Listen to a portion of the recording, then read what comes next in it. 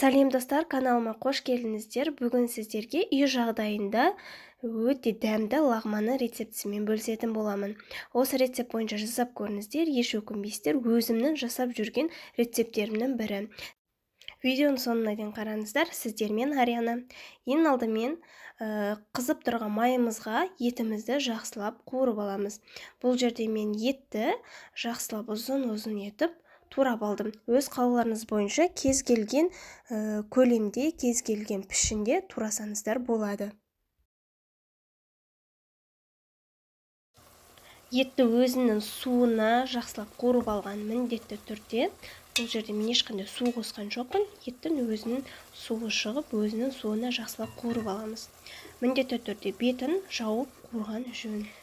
Мінекей біздің етіміздің суы кетіп, өзінің майына жақсылап қуырылып жатыр. Енді осы кезде міндетті түрде пиязын және де сарымсағын салып, тағы да жақсылап қуырамыз. Пиязды да мен ұзынша етіп турап алдым. Міндетті түрде өзіңіздің қалауыңыз бойынша, өзіңіздің фантазияңыз бойынша турай берсеңіздер болады.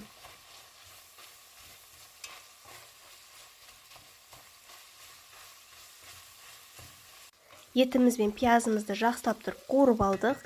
Енді кезекте 3-4 қасықтай соя тұздығын құятын боламыз. Бұл жерде соя тұздығын құю себебіміз етімізді жұмсақ қылады және де күшті дәм береді. Міндетті түрде осылайна жасап көріңіздер.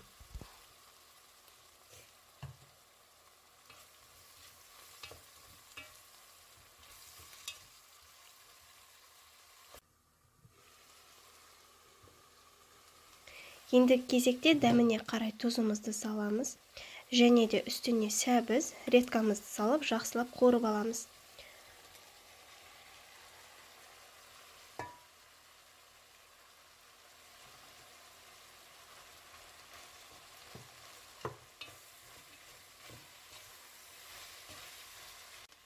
Редкамыз бен сәбізімізді жақсылап қуырып алдық. Енді кезекте тұз және де дәмдеуіштерімізді қосамыз. Барлығын жақсылап араластырамыз.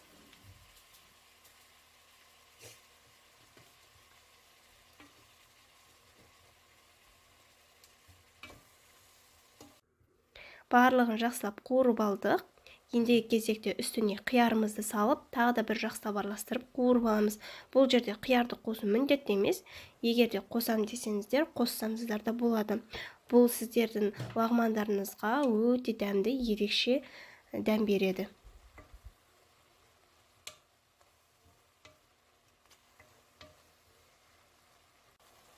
Және де бір ас қасықтай томатымызды салып, жақсылап араластырып қуырып аламыз. Одан кейін үстіне пекин қырыққабатын қосып, және де болгар бұрышын қосып, бір араластырып жіберіп, үстіне керегінше су құямыз.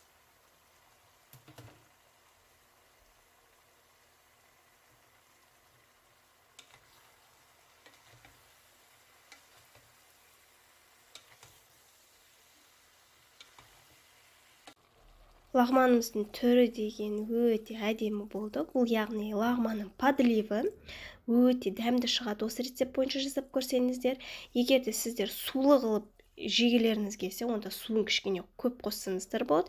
Егер де жоқ, кішкене қою қылып жегілеріңіз келсе, суды аздау қоссаңыздар болады. Суын жақсылап құйдық. Енді кезекте бір қайнағанға дейін күтеміз.